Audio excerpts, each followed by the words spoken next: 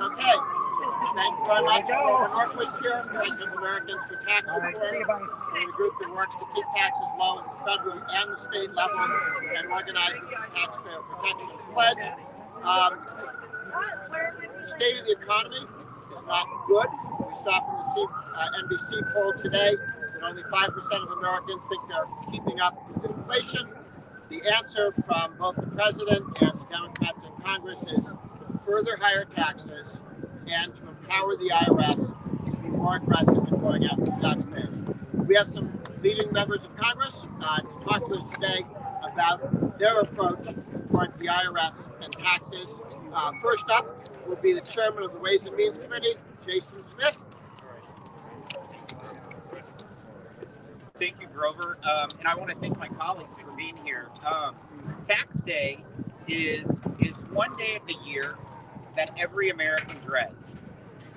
It's when taxpayers see how much of their hard-earned money goes to the government. But this year, Tax Day has taken on a whole new meaning for working families because of the threat they're facing from President Biden's supercharged IRS and all of his proposed tax increases. If President Biden gets his way, we will see an increase of $4.7 trillion worth of tax increases. $1.8 trillion directly on small businesses. At the same time, the IRS is asking taxpayers to fork over another $43.2 billion to the IRS on top of the $80 billion they received just 8 months ago. That money isn't for going after billionaires and big corporations. It's so the IRS can hire 87,000 new employees to target working families. If you look at the Biden administration's claims that they will only increase audits relative to historic levels, let's do the math. That means there will be more than 1 million new audits, and 650,000 plus of those new audits will be on people who make less than $75,000 a year. But it gets even worse. Starting next year, if you sell a couch, concert tickets, or pay your neighbor's kid to mow your lawn with Venmo or PayPal, guess what? Those transactions, they'll be reported to the IRS. This policy puts a target on the backs of nearly every taxpayer in America. Let me tell you, the IRS doesn't need another raise. It needs a reckoning. The House Ways and Means Committee is going to be laser focused on holding the IRS accountable, protecting taxpayers from political targeting, and stopping Joe Biden's tax increases. Chairman, thank you very, very much. Next, House Majority Whip, Tom Emmer from Minnesota. Thank you, Grover. Winston Churchill once said, "I contend that for a nation to try and tax itself into prosperity is like a man standing in a bucket and trying to lift himself up."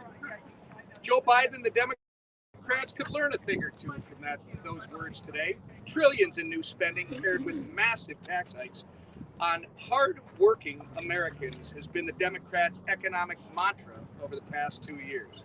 In just 20 months, their reckless spending policies added $4.8 trillion to the 10-year deficit.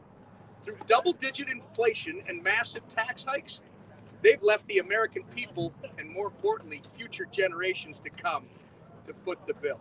2022 tax revenues were the second highest since World War II, and individual income tax revenue exceeded 10% of the GDP for the first time ever. To make matters worse, Biden is now doubling down on his detrimental tax and spend agenda by proposing the biggest tax hike to date, $4.7 trillion in new taxes with his 2024 budget. This includes $1.8 trillion in taxes on small businesses, $37 billion on American energy producers, and $77 billion in new death tax increases, just to name a few. With grocery and gas prices soaring across the country, the last thing that Americans need is more of their hard-earned money coming out of their paychecks for Joe Biden and his tax and spend friends. House Republicans are putting forward a plan that will rein in out-of-control Democrat spending, save taxpayer money, and implement long-lasting reforms to put our nation on a better track for future generations. The American people overwhelmingly support these proposed savings, but unfortunately, Joe Biden would rather stick his head in the sand than work with Republicans on a solution that Americans agree with. House Republicans have produced a long list of results during just our first 100 days, and we're not going to slow down. We will continue fighting for common sense spending reforms and force Joe Biden and these tax and spend Democrats to come along with us as we govern for the best future for America and Americans. Thank you, Grover. Absolutely. Thank you, Congressman. Next, Congressman Adrian Smith from Nebraska. Thank you, Grover. It's great to be here today to discuss these important issues. We know that the president's priorities of growing the IRS is his solution with more audits, and that's so-called compliance without the customer service. We have strategized here to put customer service as the priority. That's been rejected. I know the president, he has a different idea. He established the $400,000 threshold to define the middle class without explaining that the IRS expansion will audit 90% of the new audits, because that's a historic amount that they have acknowledged as well, that 90% of the new audits will basically be on middle class and small businesses. This is in the middle of a supply chain crisis. This is in the middle of workforce shortages, where we want folks to have the opportunity, especially small businesses, to be a part of the solution to our economic challenges right now. There's so much we could do better than just giving so many more resources to the IRS without focusing on customer service. We must focus on customer service. Thank you. House Budget Committee Chairman Jodey Arrington. Thank you, Grover, for your leadership in the fight for America's economic freedom. It's economic freedom that has given American unprecedented prosperity. It's what's given us the largest middle class. It's given us the best quality of life, the highest standard of living. There's not a place in the world like America because of our economic freedom. And to me, that's what pro-growth policies like lower taxes and lower regulations will do to restore what is missing under this disastrous Biden and 2 years of reckless spending and failed economic policies. 2 years, $10 trillion, $6 trillion of which have been added to the national debt, all of which have been driven by a vast and radical expansion of the people's government. Cradle-to-grave welfare, extreme climate policies, government-controlled health care, and now we have a situation where American families are severely suffering under record inflation, soaring interest rates. And this president's response to changing course and to addressing the disaster that he's created is the highest level of sustained spending, the highest levels of borrowing, and the highest levels of taxes. 65 trillion taxes are in the president's proposed budget. Taxes on families, marginal rates on individuals, the death tax will double on our farmers and ranchers. We'll have a corporate tax rate higher than any developed country, 3 points higher than communist China. That is not a solution to any path to prosperity. That will not ensure our children have a better and brighter future, and it will only worsen our unsustainable debt situation and the prospect of a debt crisis. So thank you for your fight, Grover, and I'm proud to stand with my colleagues to reverse the curse. Madison said the greatest curse is a public debt, and these broken policies and reckless spending have a curse hanging over the heads of our children. And we've got to rein in the spending, grow the economy, turn to pro-growth policies like lower taxes. We do that, like our fathers and grandfathers did after World War II, we can save this country. And the best and brighter days are ahead of us. Thank you, Grover. Next, Kevin Hern, who chairs the Republican Study Committee. Kevin. Thank you all for being here. Every day, tax day is a reminder of the obligation to the government that we have. In an organized society, citizens pay taxes to their government in exchange for things like military protection and public services. It's a partnership. We work together. Americans expect their government to be good stewards of their tax dollars and not take more of their hard-earned money than they need. Today, we're staring down the barrel of a monumental debt disaster, and it's a direct result of the careless spending in our capital. The federal government no longer respects its taxpayers. Under the Biden administration, your tax dollars have been abused and taken for granted. Our debts are piling up at a record pace, but Democrats want to keep their foot on the gas. It's tax day, so yes, we fulfill our obligation to government, but it comes with an opportunity to hold that government accountable for the way they spend our tax dollars. It's never been more timely than it is today. In 2017, Congress passed the Tax Cut and Jobs Act, and President Trump signed it into law. Democrats said those tax cuts would ruin our economy, but the opposite happened. Wages grew, investments grew, jobs were created, and the United States saw the highest tax revenues in our history, all as a result of tax cuts. The American people are much better stewards of their own money than the federal government. When we give Americans more control over their own money, the economy thrives. When we disrespect the taxpayers and waste their hard-earned money, the economy suffers. Inflation rises, the cost to heat your home and put food on your table rises as well. Companies have to lay off employees and cut wages. Does all of that sound very familiar and like what we're seeing today? We've seen how the economy thrives under pro-growth policies. We've seen how the economy suffers under a Democrat spending spree. The facts remain the same. When the government spends more, the American people have less. It's time to stop the spending, balance our budget, and start paying down our debts. Thank you. I want to thank Grover for all he does over at American Tax Reform. Thank you all. Next, Congresswoman Carol Miller from West Virginia. She is leader on HR 3425, Saving the Gig Economy Taxpayer Act. Good afternoon, and thank you, Grover, for having this press conference on this beautiful, windy spring day. The contrast between the Tax Cuts and Jobs Act and the American Rescue Plan is ridiculous. The Tax Cuts and Jobs Act work for the American people, while the American Rescue Plan Act created tax hikes that actively take money out of the pockets of the American worker. For the past 2 years, I've been working with the Republicans to pass another bill that needlessly tax hardworking Americans and independent contractors who use online services, payment platforms, and marketplaces.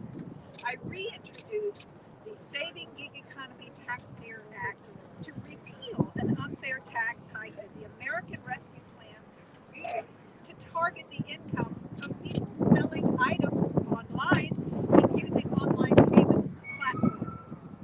President Biden is targeting Americans who are trying to make ends meet by unfairly classifying their normal sales and purchases as running a business, essentially raising taxes on people who are making a lot less than $400,000 a year. Because of the Democrats' law change in the 1099-K form, someone who is selling, let's say, exercise equipment out of their garage online, they now qualify as the owner of an equipment corporation. A teenager who's babysitting their neighbor's children, they now qualify as a child care business. And a roommate who has other roommates and they're all splitting their rent together, but they pay each other through Venmo or whatever, they are now property managers and they're all eligible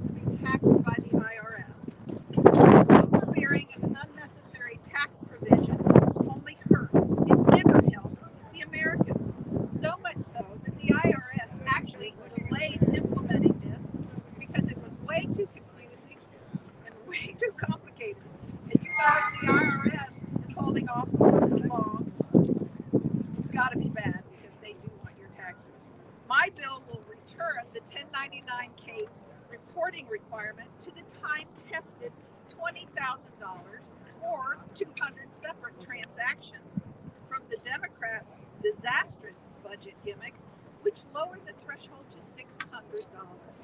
This common sense bill will protect American paychecks, and I look forward to delivering real results to the American people. Thank you so much for being here today.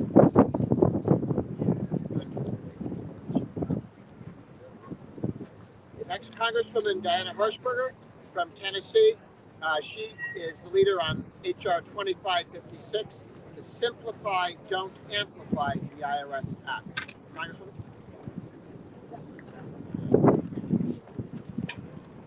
Windy days, that's okay. Listen, I have been protecting the American taxpayer from government overreach ever since I was elected to Congress, and I was proud to support the first bill the new Republican majority passed, which repealed President Biden's effort to supersize the IRS by adding 87,000 new agents, and that painted a target on the back of every American taxpayer.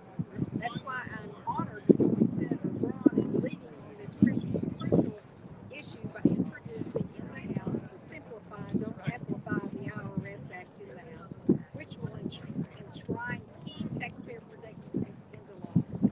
This legislation will protect groups and their financial security by IRS overreach regardless of what political affiliation.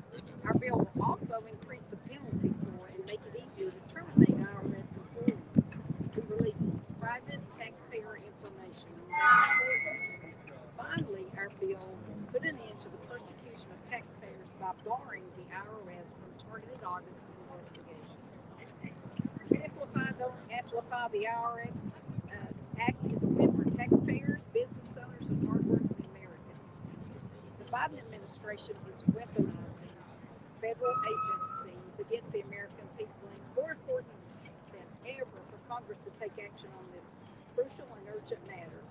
Our bill is an opportunity to rein in the worst abuses of one of the most dreaded three-letter agencies in the federal government, that's the IRS. And under the Biden administration, if you don't remember anything, remember this. The IRS spells THERS, T-H-E-I-R-S. And that's exactly what they want. They've got to pay for some of these bloated legislative wins that they've gotten, and that's how they're going to do it, on the back of the taxpayers. So it's been a privilege and honor, and we're going to keep fighting for those people who keep our country going. Thank you. Congresswoman, thank you for your leadership. Next joining us is Isabel Morales, Federal Affairs and Americans for Tax Reform. Hello everyone, my name is Isabel Morales. I'm Federal Affairs Manager at Americans for Tax Reform, and I'm here to briefly touch on the IRS's ongoing failure to complete a tax complexity report that was mandated by Congress. The IRS Restructuring and Reform Act of 1998, along with other IRS reforms, require that the IRS complete a tax complexity report every year. As stated in the law, the report shall include any recommendations, A, for reducing the complexity of the administration of federal tax laws, and B, for repeal or modification of any provision the Commissioner believes adds undue and unnecessary complexity to the administration of federal tax laws. The IRS has only completed this report twice, in 2002 and 2000. Now it's been over 20 years since the IRS complied with this mandate from Congress. As with many things, the IRS blamed this failure on a lack of manpower and funding by saying that this task would require the labor of a whopping 2 employees working through the year. Personally, I would be more sympathetic to this excuse if it wasn't the case that Treasury employees, 80% of which work for the IRS, spent over 350,000 hours on taxpayer-funded union time while on the job. That's the equivalent of 170 employees working on union activities full-time. So, evidently, the IRS has the means to complete this report. This is, of course, just one example of a larger theme. When given the opportunity and the legal mandate to find better ways to be better stewards of taxpayer dollars, the IRS doesn't take that opportunity. Because if the IRS were to actually seek out ways to run more efficiently, they wouldn't keep getting away with blaming all of their failures on lack of funding, and they wouldn't get to keep coming to Congress asking for more and more money every year. And while this dynamic seems so transparent to most of us, the left still wants to give the IRS more money and more power. The Inflation Reduction Act, for example, gave the IRS $80 billion in new funding for the hiring of 87,000 new agency employees, not to fulfill their most basic duties, like completing the tax complexity report, but to extract more money from already struggling working families and small businesses. And apparently, $80 billion wasn't enough because in President Biden's proposed budget this year included $43.2 billion in additional IRS funding. The left also, as I said, wants to expand the powers of the IRS. What's especially relevant, especially today, is that Democrats have been pushing for government-run tax preparation, empowering the IRS to act as tax preparer, collector, and auditor, creating a very blatant conflict of interest and serious privacy concerns, of course. But what a task to take on when you can't find 2 employees to produce an annual report to improve your agency's performance. So we call on the IRS to resume the creation of this report, and when that doesn't happen, we hope congressional Republicans will hold them responsible for their failures. Thank you. Thank you, Isabel. Van Skins, Senior Fellow with Americans for Tax Reform, on the recent spending spree. It's often said that we don't have a revenue problem, we have a spending problem. That's true. But also here on tax day, we have a tax problem. What we really need is for free market capitalism, which is the best path to let people prosper, to be able to flourish again, for people to get jobs, not have to have higher wages so they can pay for the higher inflation that's coming out of the Biden administration.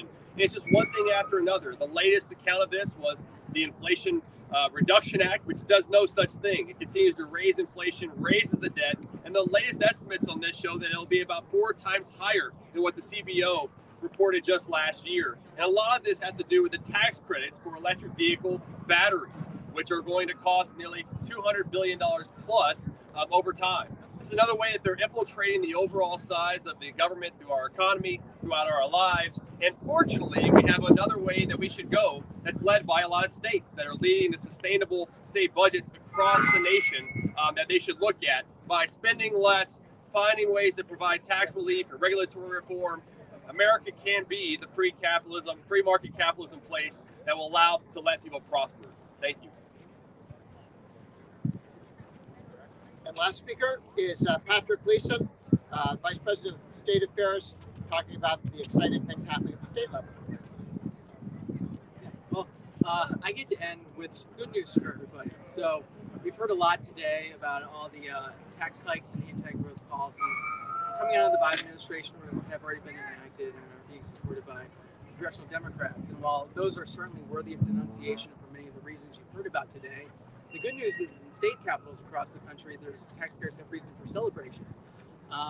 Many in this building who work in this building behind me might not know it, and many in the national media might not know it, but we're currently in the midst of what is considered a golden era of state tax relief.